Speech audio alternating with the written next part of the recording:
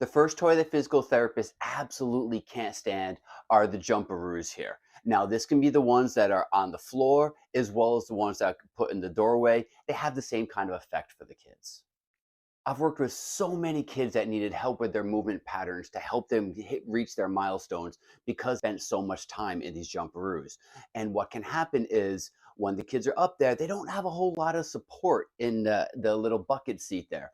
So what ends up happening is they start to do a lot of arching to keep themselves upright. As they're jumping, they're also jumping on their toes or the balls of their feet. So they're bouncing, they're up on their toes, still doing more and more extension.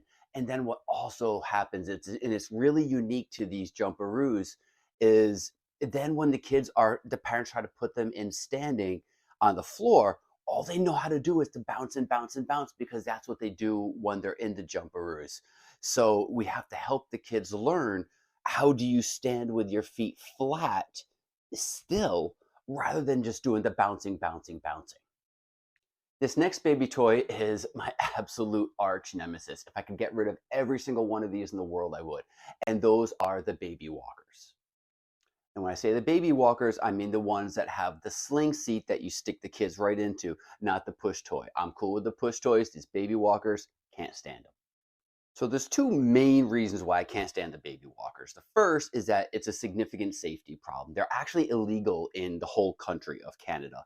And the kids can be moving around and can fall down the stairs, or they can scoot themselves over to, say, a countertop. And now they're up at a higher level and they can reach things that are up on the counter that their parents didn't think they'd be able to get to. And some of these things can obviously be very dangerous for them. Baby walkers can also cause major, major movement pattern problems with our little ones. Now, some parents will tell you, I use a baby walker. My baby walked at 10 months. That's why they walked at 10 months. No, baby walkers do not help kids learn to walk early. These kids walked early despite being in the walkers. If you watch a little one walk around in a walker, you'll see it doesn't look like a child who's first walking, like a new walker. And that's because they're using totally different movement patterns.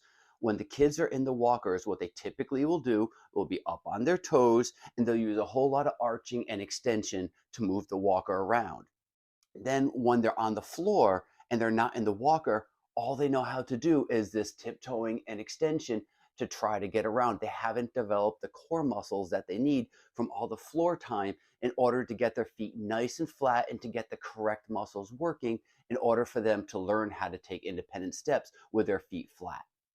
Now, once again, not all babies that use walkers end up having difficulty with their movement patterns. However, the babies that do spend time in the baby walkers are at a much, much higher risk of developing these arching and extension movement patterns. Another super popular baby toy that physical therapists can't stand are the activity centers. And this is any kind of the activity centers, including the skip hop one. So with the activity centers, once again, there's a bucket seat. You're seeing a trend here. Can't stand the bucket seats. These bucket seats do not provide a lot of support for the kids. If the kids don't have enough support or strength, they're going to be arching back to try to keep themselves upright. They'll go up on their toes to try to reach for the base to try to keep themselves up. Some of the activity centers, including the skip hop, actually recommends that the kids be on their tiptoes, which drives me absolutely insane. No, we want kids with their feet flat if they're in a standing position.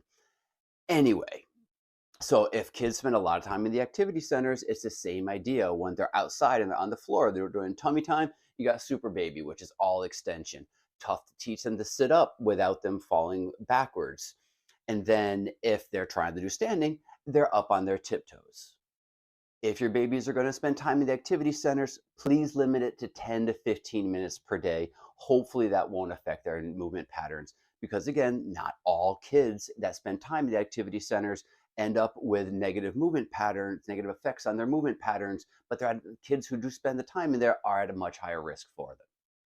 What I greatly prefer instead of any of these three toys in order to keep our kids contained and safe are the nice play yards. When the space in your house allows for them, they're absolutely perfect. You can rotate the different toys that are in there. The kids have plenty of room to do all their floor time. They're sitting, they're crawling, They can learn to pull the stand in there. And you know the kids are contained and that they're safe. You want to obviously follow their guidelines. So instead of the jumperoos, the walkers, the activity centers, I love these enclosed play areas.